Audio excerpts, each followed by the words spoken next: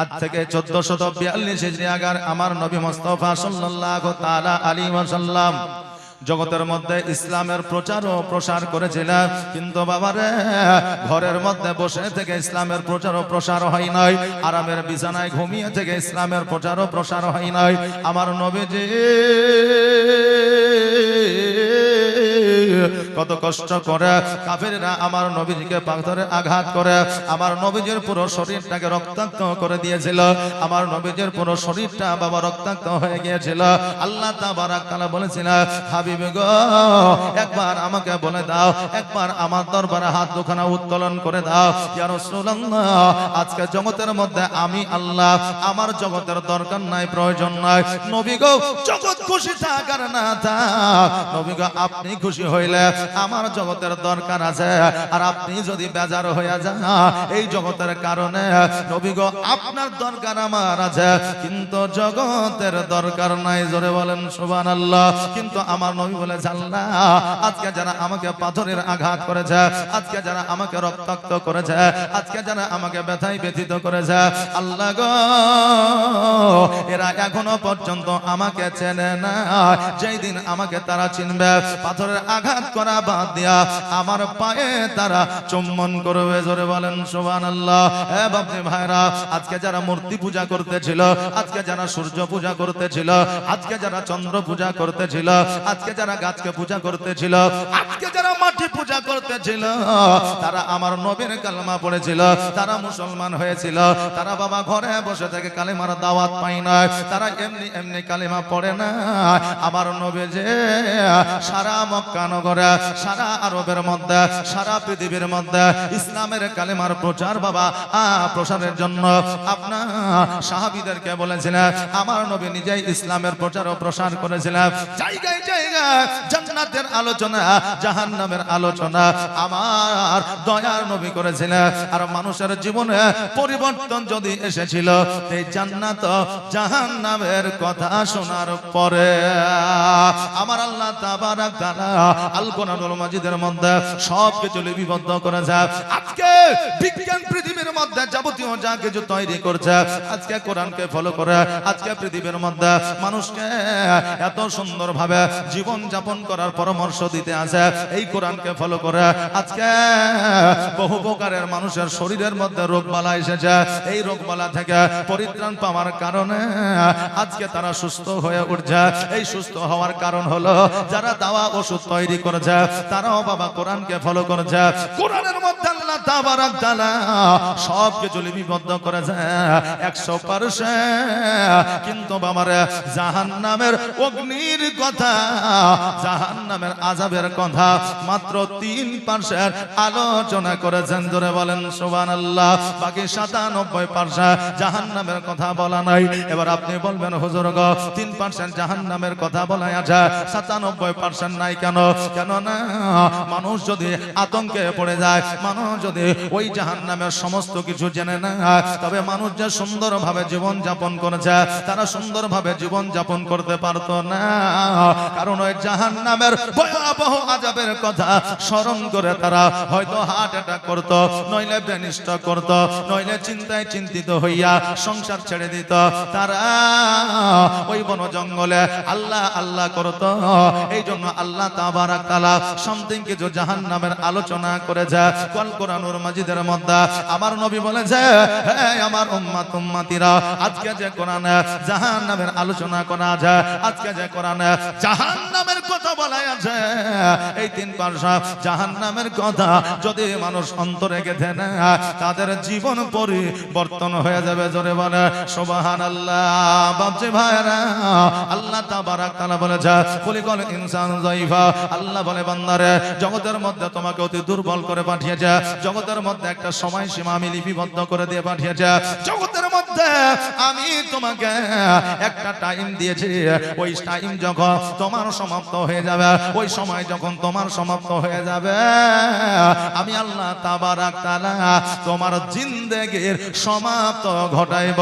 জোরে বলেন সুবহানাল্লাহ। বাপজি ভাইরা, আমার মায়েরা, জাহান্নামকে যতক্ষণ পর্যন্ত ভয় না করবে, জাহান্নামকে যতক্ষণ পর্যন্ত আপনি ডর না করবে, কবরকে যতক্ষণ পর্যন্ত স্মরণ না করবে, আজকে মওতকে যতক্ষণ পর্যন্ত স্মরণ না করবে ততক্ষণ পর্যন্ত আপনার জীবন পরিবর্তন হওয়া সম্ভব নয়।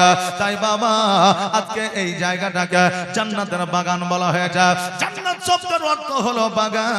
এই জান্নাত শব্দটা হলো আরবি শব্দ, আর বেহেশত শব্দটা হলো ফার্সি শব্দ, স্বর্গ শব্দটা হলো বাংলা শব্দ। আজকে জান্নাত শব্দের অর্থ হলো বাগান, তবে সব বাগানকে জান্নাতি বলা যাবে না।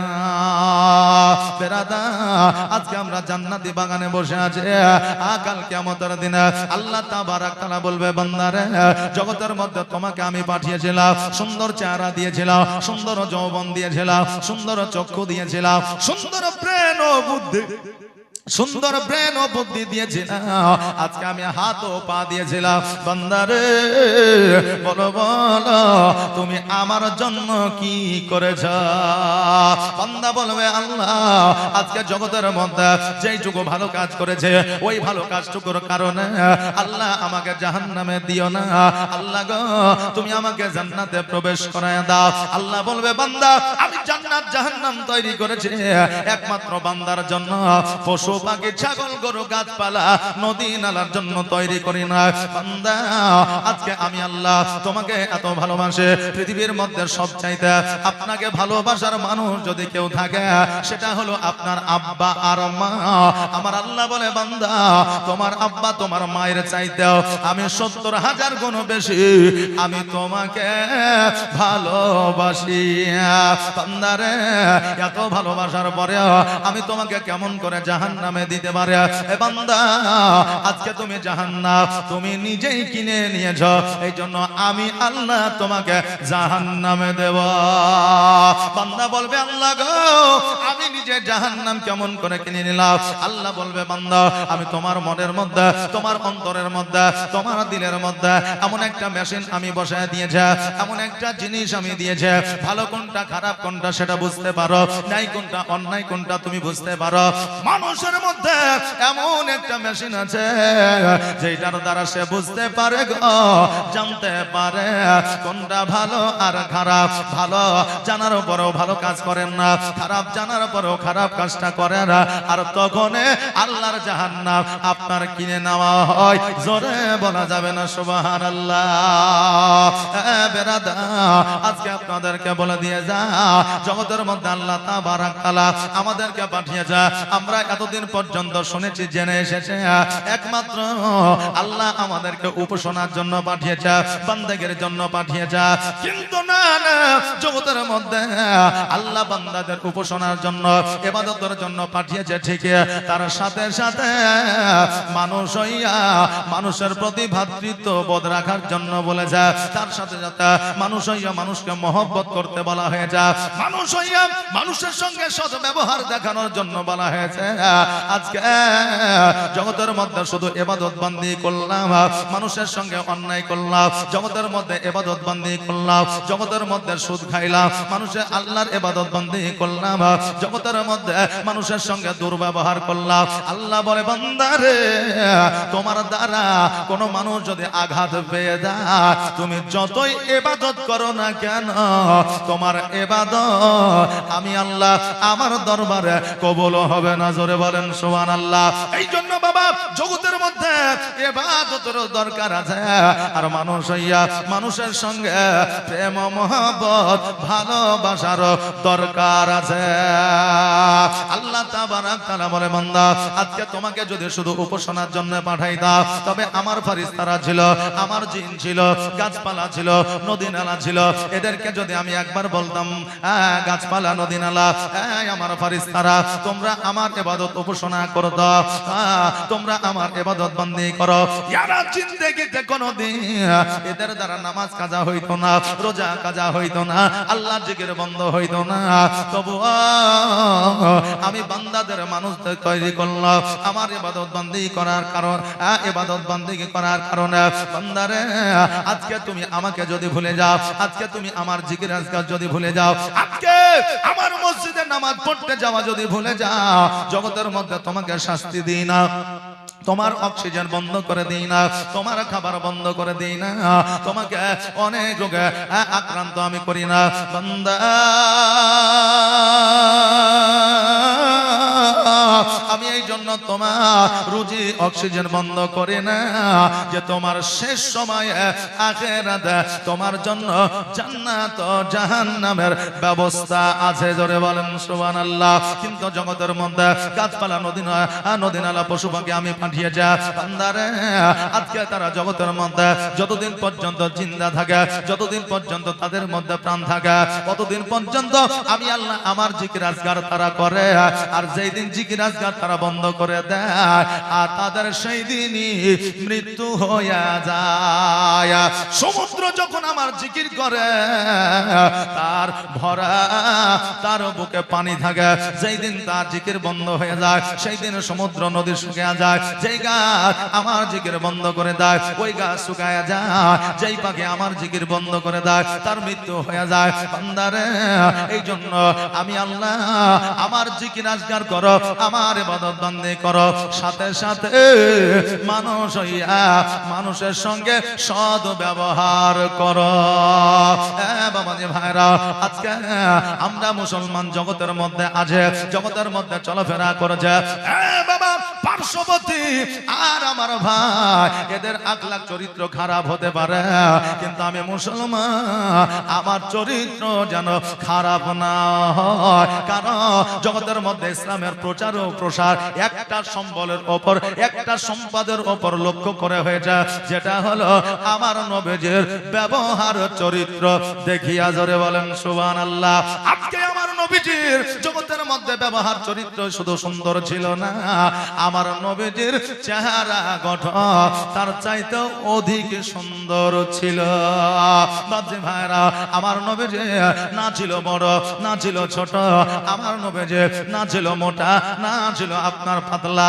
আজকে মোটা হইলেও গোপাল ভাড়া হওয়া যায়, পাতলা হইলেও বাবা পাতলু হওয়া যায়, লম্বা হইলে উট হওয়া যায়, খাটো হইলে বাবা ভেড়া হওয়া যায়, যেই দিকে যাবেন সেই দিকে বাবা দোষ আছে। কিন্তু মিডিয়াম পয়েন্টের যদি আপনি হয়ে যান, আপনার খুদ কেউ পার করতে পারবে না। ওই রকম আমার নবীজি না ছিলেন লম্বা, না ছিলেন খাটো, না ছিলেন মোটা, না ছিলেন পাতলা। আমার নবী মুস্তাফা সাল্লাল্লাহু তাআলা আলাইহি ওয়াসাল্লাম শত শত সাহাবীদের সম্মুখে যখন তাকবীর করতেন, বক্তব্য রাখতেন, আমার নবীজির চাইতে হযরতে ওমর ফারুক রাদিয়াল্লাহু তাআলা আনহু উনি লম্বায় বড় ছিল, কিন্তু আমার নবী যখন বক্তব্য তাকবীর করতেন, সারা সাহাবী আমার নবীর দিকে লক্ষ্য করে দেখতেন, সবার চাইতে আমার নবীজির মাথাটা উঁচু হইয়া থাকতো। জোরে বলেন সুবহানাল্লাহ। বাপজি ভাইরা, এই জন্য আমাদের মূল সম্পদ, এই জন্য আমাদের মূলধন আমাদের ব্যবহার চরিত্র। আমাদের ব্যবহার চরিত্র যদি ভালো হয়, আজকে আল্লাহ তাবারাক তাআলার তরফ থেকে আমাদের প্রতি রহমত বর্ষিত হবে। আর আমাদের প্রতি যদি রহমত বর্ষিত হয়, জগতের এমন ক্ষমতা নাই, জগতের এমন তুফান নাই, যেই তুফানে আমাদেরকে উড়াইয়া দিবে। বিরাদার, আপনাদেরকে একটা কথা বলে দিয়ে যায়, জাহান্নামের কথা আপনাদের কাছে এই কারণে আমি বলতে আছে, জাহান্নামের আলোচনা এই জন্য আপনার কাছে বলতে আছে, কারণ জাহান্নামের আলোচনা মানুষের জীবন 70% বাবা পরিবর্তন হয়ে যায়। আজকে আমাদের জাহান্নামের কথা শোনার পরে একটু ভয় হয় না, ডর হয় না, আমাদের মনের মধ্যে কোনো রকমের ভয়ভীতি তৈরি হয় না। কিন্তু আমার নবী মুস্তাফা সাল্লাল্লাহু তাআলা আলাইহি ওয়াসাল্লাম বক্তব্যের মাধ্যমে জাহান্নামের কথা বলতে আছে। হযরতে ওমর ফারুক রাদিয়াল্লাহু তাআলা আনহু ওই জাহান্নামের কথাটা শুনিয়া যেন বাড়ির দিকে চলে গেলেন। এক সপ্তাহ আমার নবীজির সঙ্গে যেন সাক্ষাৎ না। আমার নবীজি বললেন, সাহাবীরা শোনো রে, আজকে আমার হযরত ওমর ফারুক রাদিয়াল্লাহু তাআলা আনহু আমার সঙ্গে সাক্ষাৎ করতে আসে না। দেখো দেখো কি কোনো অসুবিধা হয়েছে নাকি? ওমর একটা সময় আমাকে না দেখিলে তার সময় কাটে না। ওই ওমর কেন আমার দরবারে আসে না? সাহাবী কেরামগণ যখন হযরত ওমর ফারুকের বাড়িতে গেলেন, যাওয়ার পরে দেখছে যেন হযরত ওমর ফারুক রাদিয়াল্লাহু তাআলা আনহু উনি যেন বিছানায় বাবা শুয়ে আছে। সাহাবীরা বলে, ওমর আজকে তুমি বিছানায় শুয়ে আছো কেন? ওমর রাদিয়াল্লাহু তাআলা আনহু বলে, আমার শরীরটা চলে না, মনটা বড় দুর্বল হয়ে আছে, কেন আমার শরীরে পাওয়ার পাই না, ক্ষমতা পাই না। আজকে আমি যেন বিছানায় শায়িত হয়ে গেছে, বিছানায় যেন শুয়ে আছে, উঠে বসার মতো ক্ষমতা যেন পাই না। এই খবরটা আমার নবীজির কাছে পৌঁছায় গেল। আমার নবী মুস্তাফা সাল্লাল্লাহু তাআলা আলাইহি ওয়াসাল্লাম সঙ্গে সঙ্গে ওমরের বাড়ির দিকে রওনা হয়ে গেল।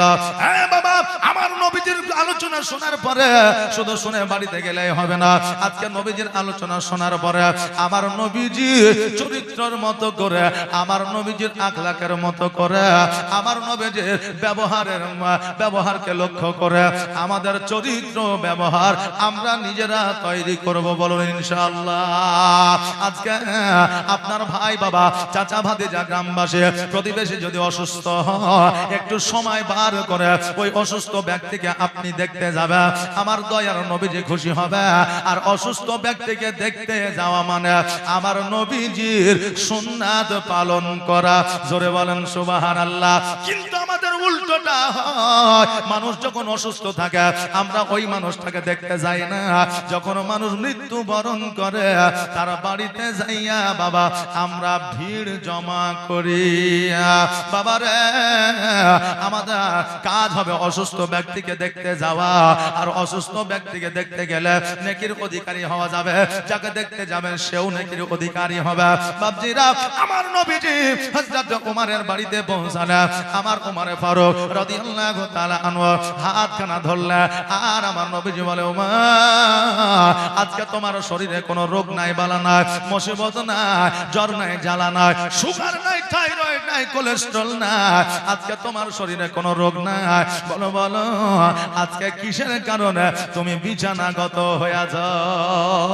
এখন আমার আপনার প্রশ্ন হইতে পারে, ওগো হুজুর, আজকে নবী ওমরের হাত ধরে বলে দিতে পারলেন তার কোনো রোগ বালা নাই, কিন্তু তখন তো ল্যাব ছিল না, রক্ত পরীক্ষা করার ব্যবস্থা ছিল না, তখন তো ইঞ্জিনিয়ার ছিল না, তখন তো ব্যারিস্টার ছিল না, তখন তো ডাক্তার ছিল না, উচ্চ শিক্ষায় শিক্ষিত মানুষ ছিল না। নবী কেমন করে বলতে পারল ওমরের শরীরে কোনো রোগ বালা না? বাপজিরা রে, একটা কথা আপনাদের বলে দিয়ে যা, সেই আমলে আমার নবীর চাইতে বড় ডাক্তার কেউ ছিল না, সেই আমলে আমার নবীর চাইতে বড় মাস্টার কেউ ছিল না, সেই আমলে আমার নবীর চাইতে বড় বিজ্ঞান কেউ ছিল না, এখনো নাই, বর্তমানেও না, কিয়ামত পর্যন্ত আমার নবীর চাইতে বড় বিজ্ঞান, বড় ডাক্তার, বড় মাস্টার হতে পারবে না। আমার নবী মুস্তাফা সাল্লাল্লাহু তাআলা আলাইহি ওয়াসাল্লাম যখন এই কথা বললেন, ওমর বললেন, ইয়া রাসূলুল্লাহ, ইয়া হাবিবাল্লাহ, নবী গো, আমি নিজেও জানতে পারছি, নিজেও বুঝতে পারছি আমার শরীরে কোনো রোগ বালা না, কিন্তু ইয়া রাসূলুল্লাহ, যেই দিন থেকে আপনি জাহান্নামের আলোচনা করেছেন, আমি জাহান্নামের অগ্নির কথা যখন থেকে আমি শুনেছি, জাহান্নামের শাস্তির কথা যখন থেকে শুনেছি, তখন থেকে আমার মনের মধ্যে একটা ভয় ঢুকে গেছে, তখন থেকে আমার মনের মধ্যে একটা চিন্তা ঢুকে গেছে। নবী গো, ওই চিন্তায় চিন্তিত হইয়া আজকে আমি উমা বিছানা গত হয়েছি, জোরে বলেন সুবহানাল্লাহ। আরে বাবা, যেই উমরে ফারুক জগতের মধ্যে জান্নাতের সার্টিফিকেট পেয়েছিল, যেই উমরে ফারুক রাদিয়াল্লাহু তাআলা আনহু আমার নবীকে এত মহব্বত করেছিল, যেই উমরে ফারুক রাদিয়াল্লাহু তাআলা আনহুর জিন্দেগিতে এক ওয়াক্ত নামাজ কাজা ছিল না, ওই উমর জাহান্নামের কথা শুনিয়া যদি এত চিন্তা করতে পারে, আমরা জগতের মধ্যে একটা ভালো কাজ করিলে 99টার ভালো কাজের কোনো গ্যারান্টি নাই, তবু আমাদের জাহান্নামকে বাবা ভয় না। আমার নবীজি বলে, ওমর আজকে জগতের মধ্যে তুমি যে চিন্তা করতে আছো, ওই চিন্তার কোনো দরকার না। কেন না, কেন না, আমি নবী কথা দিলাম, আমি তোমাকে না লইয়া জান্নাতে যাব না। আজকে বাবা পৃথিবীর মধ্যে সব রোগের ওষুধ তৈরি হয়েছে, এমনকি ক্যান্সারের ওষুধ তৈরি হয়ে গেছে, কিন্তু মানসিক চিন্তা যারা করে তাদের ওষুধ এখনো পর্যন্ত তৈরি হয় না। ওমর বলে ইয়া রাসূলুল্লাহ, ইয়া হাবিবাল্লাহ, নবী গো, আজকে ওই জাহান্নামের কথা শুনিয়া আমার মনে এত ভয় ঢুকে গেছে, আমি জাহান্নামের চিন্তায় চিন্তিত হইয়া আমি আজকে অসুস্থ হয়ে গেছে। নবী গো, আজকে যখন আপনি বললেন আপনি কথা দিন আমাকে লইয়া জান্নাতে যাবে, ইয়া রাসূলুল্লাহ, জগতের মধ্যে পাহাড় পর্বত এক জায়গা থেকে হিল অপর জায়গা চলে যেতে পারে, কিন্তু আমি জানি আমার নবীর কথার কোনো নড়চড় হবে না। আল্লাহর নবী গো, নূরের নবী গো, কোন সাধনে পাইব আপনার মন, আর পাইলে আপনার দর্শন ধন্য হইবে আমার জীবন। চাই না নবী আমি সাত রাজারে ধন। আল্লাহর নবী গো, নূরের নবী গো, কোন সাধনে পাইব আপনার মন। জোরে বলেন ইয়া রাসূলুল্লাহ। আর পিতা আপনার আবদুল্লাহ, মাতা আপনার আমিনা, দুধমা আপনার দাইমা হালিমা। আর কুরাইশ বংশে জন্ম আপনার, রাত্রিতে হইলেন সওয়ার, মেরাজেতে নবী হইলেন রওয়ানা। আল্লাহর নবী গো, নূরের নবী গো, কোন সাধনে পাইব আপনার মন। বাবাজি ভাইরা, আমার নবী মুস্তাফা সাল্লাল্লাহু তাআলা আলাইহি ওয়াসাল্লাম ওই জায়গা থেকে নিজের বাসভবনে আসলেন। হযরত ওমর ফারুক রাদিয়াল্লাহু তাআলা আনহু আস্তে আস্তে যেন বাবা সুস্থ হয়ে উঠলেন, আর আমার নবীজির দিকে লক্ষ্য করিয়া ফলো করিয়া হযরত ওমর ফারুক আমার নবীজি চরিত্রে বাবা চরিত্র গঠন করেছিলেন। জোরে বলেন সুবহানাল্লাহ। আজকে আমার নবীজির যে ব্যবহার ছিল, আজকে ওই নবীজির ব্যবহারে সারা জগতের মানুষ খুশি হওয়া তো দূরের কথা, এমনকি আমার নবীজির নিজের স্ত্রী, নিজের বিবিরাও পর্যন্ত খুশি ছিল। যে জিনিসটা এখন বর্তমানে 100 জন স্বামীর কাছে বাকি 70 জন নারী তারা প্রকাশ করে যে আমার স্বামীর কাছে আমি সুখী নাই। কেননা স্বামীর সব ব্যবহার বিবির ভালো লাগবে না, স্বামীর সব কথা বিবির ভালো লাগবে না, স্বামীর সব কাজ বিবির ভালো লাগবে না। সব কাজ যদি ভালো লাগে, তবে বিবি যখন বিছানা পরিষ্কার করে চাদর বিছাইবে, ওই সময় একবার বিছানায় উঠে দেখবে আপনার সব কাজ পছন্দ হয় কিনা। বাকি কাজ ছেড়ে দেন, এখন বিবি সুন্দর করে সকালবেলায় 11টার সময় ঘর মুছা চাদর বিছিয়ে দিয়েছে, আর ওই সময় বিছানায় উঠে যান, তারপরে আপনার সব কাজ পছন্দ হয় কিনা তারপর লক্ষ্য করেন। কথা বললেন না? বিবির সব কাজ স্বামীর পছন্দ হয় না, কিন্তু আমার নবীজি 63 বছর জিন্দেগি পৃথিবীর মধ্যে পার করেছিলেন, 63 বছর জগতের মধ্যে জীবন যাপন করেছিলেন।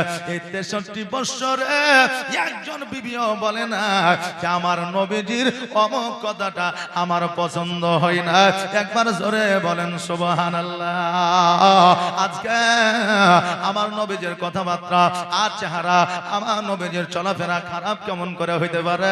যে আল্লাহ আমার নবীজির জন্য সমস্ত কিছু স্পেশাল ব্যবস্থা করেছেন, সব কিছু স্পেশাল ব্যবস্থা। আজকে আমাদের মা বোনদের সন্তান যখন জন্মগ্রহণ করে, হইলে আতর করে, নইলে বাবা হাসপাতাল হাসপাতালে, নইলে আপনার এসি রুমে, নইলে বাবা সুন্দর ঘরে। কিন্তু ওই মা বোনেরা সন্তান যখন প্রসব করে, প্রসব বেদনা জানতে পারে, বুঝতে পারে, প্রসব বেদনার কারণে অনেক মা বোনেরা ইহ জগৎ ছেড়ে পর জগৎ গমন করে। কিন্তু আমিনা রাদিয়াল্লাহু তাআলা আনহা উনি বলেছিলেন, শোনো গো, আমার সন্তান জগতের মধ্যে এসেছে, বেদনা কাকে বলে জানি না, যন্ত্রণা কাকে বলে জানি না, জানি না তো জানি না।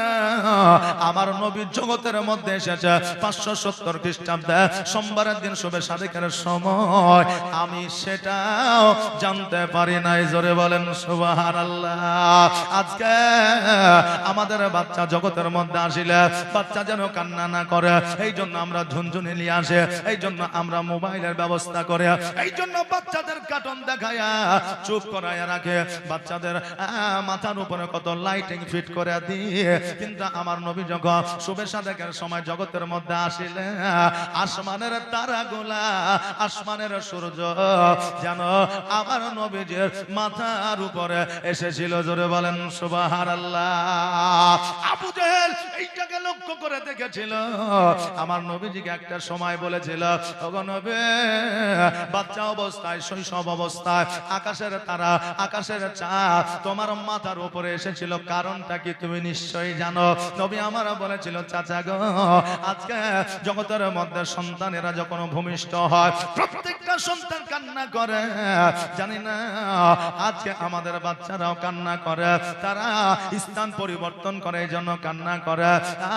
আর জগতের মধ্যে কান্না করিলে তাদেরকে চুপানোর জন্য অনেক ব্যবস্থাপনা তাদের বাপ মা আত্মীয় স্বজনরা করে। কিন্তু চাচা, আমি যখন জগতের মধ্যে এসেছিলাম, আমি যেন কান্না না করি, আমি যেন আনন্দে আনন্দিত হয়ে থাকে। এই জন্য আমার আল্লাহ তাবারাক তাআলা ওই চন্দ্রকে আর তারাগুলোকে আমাকে খুশি করার জন্য পাঠিয়েছিলেন। জোরে বলেন সুবহানাল্লাহ। চাচা গো, তবুও চন্দ্র সূর্য দেখিয়া, তবুও আকাশের নক্ষত্রগুলো দেখিয়া আমি নবী খুশি হই না। যদি সেই দিন আমি খুশি হয়ে যাইতাম, আমার উম্মাত উম্মতি পরিত্রাণ পাইতো না। এই জন্য আমি নবী সেজদায় রত হইয়া ইহা বলে উম্মতি উম্মতি বলে কেঁদেছিলাম। জোরে বলেন সুবহানাল্লাহ। বলার উদ্দেশ্য হলো এটা যে আমার নবীজির কেমন করে ব্যবহার, চরিত্র, কথাবার্তা আপনার মানুষের পছন্দ না হইতে পারে, কেননা আমার নবীর জন্য আমার আল্লাহ তাবারাক তাআলা সর্বদা সর্বক্ষণ স্পেশাল ব্যবস্থা করে রেখে দিয়েছিলেন। আমার নবী মুস্তাফার চরিত্র কেমন ছিল বিবির কাছে একবার দেখা। হযরত আয়েশা সিদ্দিকা রাদিয়াল্লাহু তাআলা আনহা প্লেটের মধ্যে বাবা খাবার নিতে যাবে, এমন অবস্থায় প্লেটখানা যেন বাবা জমিনে পড়ে আপনার ভেঙে গিয়েছিল। আর ওই আয়েশা সিদ্দিকা রাদিয়াল্লাহু তাআলা আনহা মাটির উপরে রুটি আর গোশত রাখিয়া যেন আপনার খাইতে যাবে, আমার নবী যে মিচকে হাসি দিয়া বলল, আয়েশা, কাজটা কিন্তু ভালো হচ্ছে না।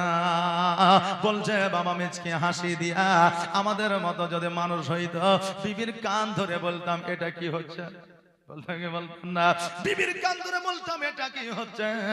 আয়েশা সিদ্দিকা রাদিয়াল্লাহু তাআলা আনহা অনেক বর্ণনা করেছে, আমার নবীজি যখন কথা বলতা, আমার নবীজির কথার মধ্যে একটা না মিচকে হাসি ছিল। জোরে বলেন সুবহানাল্লাহ। বাপজি ভাইরা, আমার মায়েরা, এই জন্য জগতের মধ্যে বিবিদের আল্লাহ তাবারাক তাআলা স্বামীর জন্য নিয়ামত করে পাঠিয়েছে। স্বামীকে আল্লাহ তাবারাক তাআলা বিবির জন্য নিয়ামত করেছে। আজকে ওই বিবিকে গোলাম মনে করলে হবে না, কেননা আপনার শেষ বয়সে ওই বিবি আপনার খিদমত করবে। সেই দিন হয়তো আপনার বাবা থাকবে না, সেই দিন হয়তো আপনার ভাই থাকবে না, সেই দিন হয়তো আপনার সন্তানেরা আপনাকে দেখবে না, সেই দিন হয়তো আপনার মা থাকবে না, সেই দিন একমাত্র আপনার সম্বল থাকবে আপনার বিবি। যৌবন অবস্থা, যুবক অবস্থা বিবিকে ধরে যদি ঘন ঘন বিবির প্রতি জুলুম করেন, অত্যাচার করেন, বৃদ্ধ বয়সে যখন আপনি বিছানাগত হইবেন, বিবি আঙুল দেখাইয়া বলবে, আগের আমলে যুবক অবস্থায় ধরে ধরে আমাকে মারতে, এখন শুয়ে কেন উঠে ধরো, মারো। বলবে না, বলবে না। অনেক বিবি আছে বলবে রে বাবা, কেন না পৃথিবীর মধ্যে যেমন কর্ম করবেন তেমন ফল পাবে। ইংরেজি একটা প্রবাদ বাক্য আছে, টিট ফর ট্যাট, যেমন কর্ম তেমন ফল। আজকে মানুষের সঙ্গে যেমন আচার আচরণ ব্যবহার দেখাবেন, শেষ সময়ে তার প্রতিফল পাইবেন। জোরে বলেন সুবহানাল্লাহ। বাজে ভাইরা, আমার মায়েরা, আজকে জগতের মধ্যে আমার নবী মুস্তাফা সাল্লাল্লাহু তাআলা আলাইহি ওয়াসাল্লাম বিবি লইয়া সংসার করেছে। জীবনে বিবি কষ্ট পাই না, বিবির দ্বারা স্বামী কষ্ট পাই না। জগতের মধ্যে আজকে সাহাবায়ে কেরামগণ বিবি লইয়া সংসার করেছে। জীবনে কখনো স্বামী বিবির জন্য কষ্ট পাই না, আর স্বামীর জন্য বিবি কখনো কষ্ট পাই না। কেন না ছোট্ট একটা ঘটনা, হযরত ফাতেমাতুজ জোহরা রাদিয়াল্লাহু তাআলা আনহা, উনি জান্নাতের রানী, জান্নাতের সর্দারিনী, জান্নাতের মহিলা। আজকে ওই ফাতেমাতুজ জোহরা রাদিয়াল্লাহু তাআলা আনহা বিবাহ করে হযরত আলী রাদিয়াল্লাহু তাআলা আনহু বাসভবনে যেন বসে আছে। হযরত আলী রাদিয়াল্লাহু তাআলা আনহু বাবা বন জঙ্গলে কাঠ কাটার পরে বাজারে বিক্রয় করে বাড়িতে যখন প্রবেশ করতে যাবে, দেখতে যেন আমার মা ফাতেমা রাদিয়াল্লাহু তাআলা আনহা উনি যেন চুপ করে বসে আছে। আলী চিন্তা করে, আল্লাহ গো, এই ফাতেমা আমাকে দেখলে খুশি হয়ে যায়, আনন্দে আনন্দিত হয়ে যায়। আজকে দরওয়াজা খোলার পরে একটু মিচি হাসি দিয়া ফাতেমা কেন বসে গেল? হয়তো তার বাবার কথা মনে পড়েছে। আলী বলে, বিবি চলো চলো আমরা একবার নবীজিকে দেখে আসি। সঙ্গে সঙ্গে ফাতেমাতুজ জোহরা রাদিয়াল্লাহু তাআলা আনহা বললেন, কখন যাইবেন বলেন? আমার আলী বলে, এক্ষুনি চলো। জোরে বলেন সুবহানাল্লাহ। মা বোনদের বাবার বাড়ি যাওয়ার কথা বলবেন তো কারেন্টের মতো বের হবে, প্লেনের মতো উড়ে চলে যাবে। আর শ্বশুর বাড়িতে যাইয়া যখন বলবেন চলো এবার শ্বশুর বাড়ি যাইতে হবে, মা বোনেরা বাবারে আপনার গরুর গাড়ির মতো তখন চলবে, মনে হচ্ছে চলছেই না। বলে এখন লাই দুপুরে চলো, দুপুরে লাই বিকালে চলো, বিকালে লাই সন্ধ্যায় চলো। হ্যাঁ বাপজি ভাইরা, মায়ের বাড়ির কথা শুনলে মা বোনেরা খুশি হয়ে যায়। এই জন্য আমার নবী মুস্তাফা সাল্লাল্লাহু তাআলা আলাইহি ওয়াসাল্লাম বলেছে, নতুন বিবাহ করে যখন বিবি লইয়া বাড়িতে থাকবে, একটু ঘন ঘন তার বাপের বাড়ি নিয়ে যাওয়ার চেষ্টা করবে। তবে বিবিকে একাই পাঠাবে না, বিবিকে টোটোতে পাঠাবে না, বিবিকে ঘোড়ার গাড়িতে পাঠাবে না, বিবিকে একাই বাসে পাঠাবে না। যাতে যাও না কেন বিবিকে সঙ্গে করে তুমি নিয়ে যাও, আবার সঙ্গে করে তুমি বাড়িতে নিয়ে আসো। কেন না দুনিয়া এখন স্বাধীনতা পেয়েছে, তবে আজাদি এখনো পাই না। ওই রকম নারীরা বাবা স্বাধীনতা অবলম্বন করে আমার সংসারে আপনার সংসারে চলবে, কিন্তু নারীদেরকে পূর্ণাঙ্গ আপনার আজাদি দেওয়া যাবে না। বাপজি ভাইরা, যে কথাটা বলি আমি আজকে জগতের মধ্যে আমার ফাতেমাতুজ জোহরা রাদিয়াল্লাহু তাআলা আনহা বললেন, তবে এখনই চলে, যখন যাবেন এখনই তো আমি রেডি আছি, তৈরি আছে। আমার আলী রাদিয়াল্লাহু তাআলা আনহু বলে, বিবি রে, আজকে তুমি যে পোশাকটা পরে আসো এই পোশাকটা কি তুমি পরিবর্তন করবে না? আজকে আমরা নিজের বাড়িতে যখন থাকে একটা পোশাক পরে থাকে, যখন আমরা বাইরে যাই অন্য পোশাক পরিধান করে, যখন আমরা শহরে যাই একটা অন্য পোশাক পরিধান করে, যখন শ্বশুর বাড়ি যায় তখন অন্যরকম পোশাক ব্যবহার করে। যেই জায়গায় যেই পোশাকের মান আছে সেই জায়গায় সেই পোশাকের মান আমরা রাখি নাকি? মানে আজকে সুন্দর বিয়ে বাড়িতে যখন আমরা যাই রংচঙা জামা কাপড় পরে যায়, আর যেই জামা কাপড় বিয়ে বাড়িতে পরে যাওয়া হয় মুর্দা বাড়িতে পরে যাওয়া আপনার উচিত নয়, কারণ এটা হলো আনন্দের জায়গা আর ওটা হলো দুঃখ কষ্ট বেদনার জায়গা। জোরে বলেন সুবহানাল্লাহ। বাবা আমার হযরতে ফাতেমা ফাতেমাতুজ জোহরা রাদিয়াল্লাহু তাআলা আনহা চিন্তা করে, আল্লাহ আজকে আমি ফাতেমা আমার স্বামী একটাই কাপড় আমাকে দিতে পেরেছে, সেই বিবাহের সময় ঢাল বিক্রয় করে দ্বিতীয় পোশাক দিতে পারে নাই। আজকে আমার স্বামীকে যদি আমি বলি, স্বামী গো আমার তো একটাই পোশাক, দ্বিতীয় পোশাক না, আমার স্বামী কষ্ট পেয়ে যাবে, ব্যথা বেদনা পেয়ে যাবে। আমি এমন একটা পুরুষ, আমি এমন একটা যুবক যে আমার বিবিকে একটা পোশাকের জায়গায় দুইটা দিতে পারি না, আমার স্বামী কষ্ট পেয়ে যাবে। তাই এইভাবে বলা যাবে না। বাবারে হযরত ফাতেমাতুজ জোহরা রাদিয়াল্লাহু তাআলা আনহা উনি জান্নাতের রানী, জান্নাতের সর্দারিনী ছিলেন। জগতের সাধারণ মহিলার মতো বুদ্ধিবিদ্যা ছিল না। আমার ফাতেমাতুজ জোহরা রাদিয়াল্লাহু তাআলা আনহা বলে, স্বামী গো আমি এখন যে পোশাকটা পরে আছে এই পোশাকে কি ভালো লাগে না।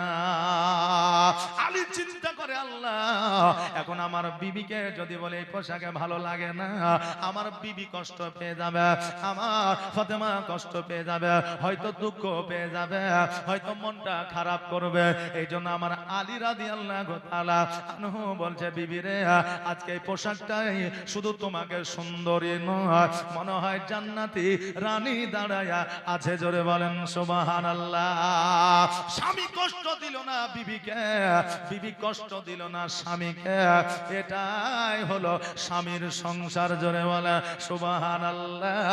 আর আজকে আমার মা বোনেরা আলমারি ভর্তি করে, শোকেস ভর্তি করে জামা কাপড় রেখে দিয়েছে।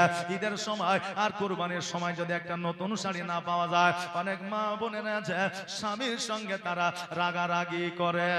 মা আজকে তোমাদেরকে বলে দিয়ে যায়, আজকে তোমার স্বামী যদি পারে সারা পৃথিবীটা তোমাকে দিয়ে দেবে, কেননা আজকে তোমার স্বামী এত পরিশ্রম করে, তার শুধু নিজের জন্য নয়, আজকে একটা বেলা যদি একটা পুরুষ কাজ করে তার 5 দিন পকেট খরচা হয়ে যাবে, হবে না? 5 দিন পকেট খরচা হয়ে যাবে। কিন্তু না না, সারাদিন পরিশ্রম করে পেরেশানি হইয়া রাত্রিবেলায় শান্তি একটু আরাম করে, আবার রাত্রি 3টায় উঠে চলে যায় কর্মে, প্রতিনিয়ত প্রতিদিন কাজ করে, শুধুমাত্র তোমার দিকে লক্ষ্য করে, শুধুমাত্র তোমার সন্তানাদের দিকে লক্ষ্য করে। আর আজ ওই স্বামীর প্রতি যদি কোনো কিছু পাওয়ার আশায় যদি তুমি জুলুম শুরু করে দাও, তুমি যতই ইবাদত বন্দেগি করো না কেন, যতই তুমি হজ করো না কেন, যতই দান খায়রাত করো না কেন, যতই পর্দা করো না কেন, আজকে আল্লাহ তাবারক তাআলার দরবারে ওই স্বামীকে ব্যথায় ব্যথিত করার কারণে কোনো ইবাদত কবুল হবে না। আজকে নারীদের মধ্যে 3টা ঐতিহ্য, 3টা গুণ যদি না থাকে, ওই নারী কখনো জান্নাতি হতে পারবে না। আপনি বলেন হুজুর কেমন করে বুঝলেন? কেননা আল্লাহ জান্নাতের মালিক, আল্লাহ জাহান্নামের মালিক, কিন্তু কিছু আলামত জগতের মধ্যে দিয়েছে।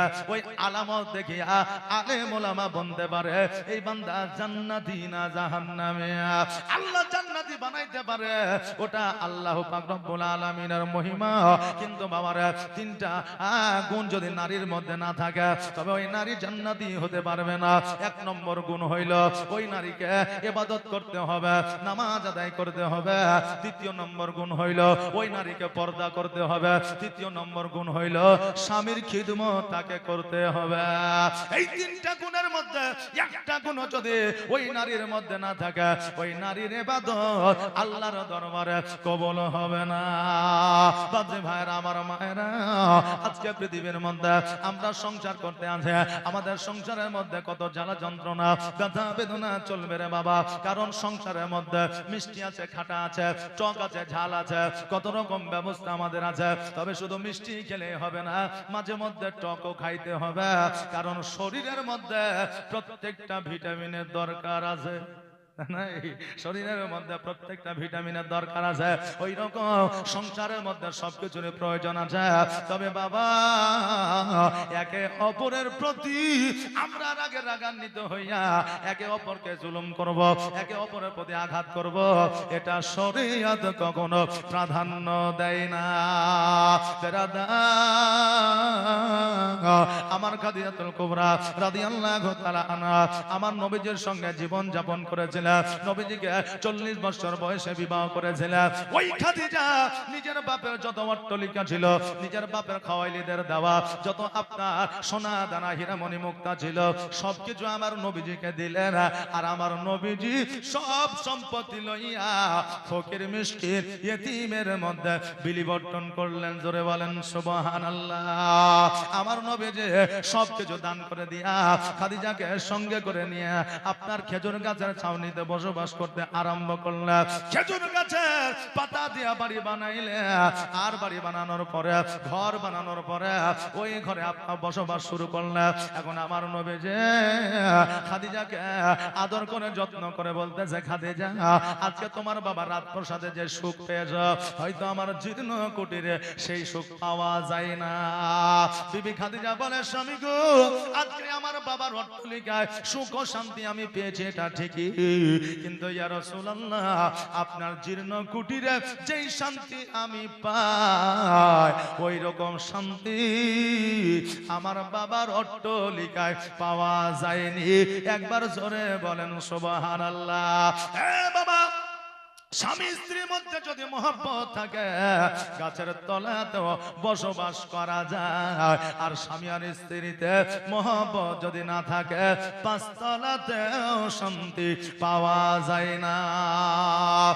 বাবা যে ভাইরা আমার, খাদিজাতুল কুবরা রাদিয়াল্লাহু তাআলা আনহা একজন বাদশাহিনী ছিলেন, একজন রানী ছিলেন। জিন্দেগিতে রান্না করে না, খাবারের অভাব হইতো না, পোশাকের অভাব হইতো না। পোশাক এত ছিল, কোন পোশাক কখন পরবে নিজেও জানতে পারতেন না। সব কিছু দান করে আমার নবীজির সঙ্গে জীর্ণ কুটিরে সংসার করতে আসা, রান্না করতে পারে না। আমার নবীজি খাদিজাকে বলে, খাদিজা এসো এসো, আমি নবী তোমাকে রান্না শিখাইয়া দেব।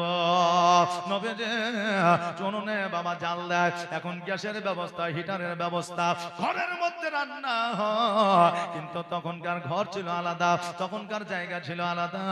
আজকে থেকে 30 বছর আগে যদি আমরা লক্ষ্য করি, মানুষের ঘর ছিল আলাদা, বাথরুম ছিল আলাদা, রান্নাঘর ছিল আলাদা, গোসল করা জায়গা ছিল আলাদা, না ছিল না? আর এখন সব কিছু অ্যাটাচ হয়ে গেছে।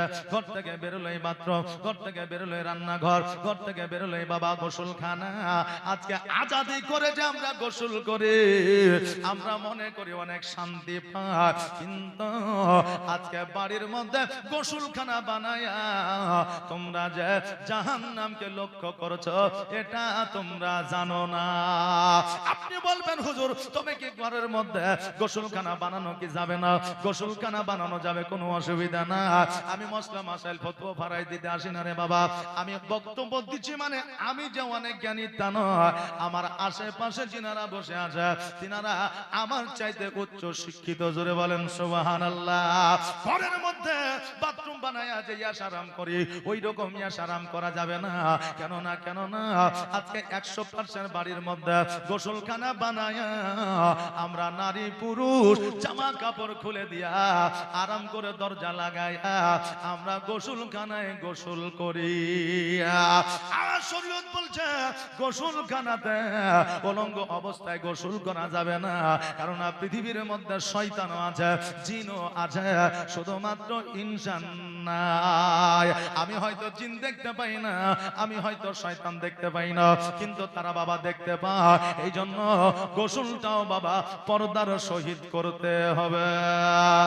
কিন্তু আমরা জানি না, গোসলখানা বানিয়েছি চতুর্দিক ঘেরা, উলঙ্গ হয়ে গোসল করে আমরা মনে করি খুব শান্তি পাই, কিন্তু তুমি যে জাহান্নামকে ফলো করো এটা তুমি নিজেও জানতে পারো না। মা বোনেরা, ভাইরা, বাপজিরা, এখান থেকে একটা কথা স্মরণ করে যা, এটা যদি পালন করে তবে জালসাটা সাকসেস হয়ে যাবে। জোরে বলেন সুবহানাল্লাহ। জিন্দেগিতে জীবনে গোসলখানায় কখনো পুরো কাপড়কে সরায়া উলঙ্গ হইয়া গোসল করিবেন না। এটা ফলো করলে এই জালসা আপনার সাকসেস হয়ে যাবে। কি বলেন? জি। তবে জলসা সাকসেস হয়ে যাবে বাপরে ভাইরা। তখনকার আমলে ঘর বাড়ি ছিল আলাদা। আমার নবী যে উনুনে বাবা জাল দেয় আর খাদিজাকে রান্না বান্না করা শিখায়। আজকে যদি কোনো আলেম কোনো ওলামা বিবিকে রান্নার কাজে সহযোগিতা করে আর সাধারণ মানুষ এমন আছে যদি কেউ দেখে পাড়াতে এসে মোড়ে চায়ের দোকানে বলবে ওই দেখ মৌলবি বিবির গোলাম হয়ে যায়। জি বলবে কি বলে?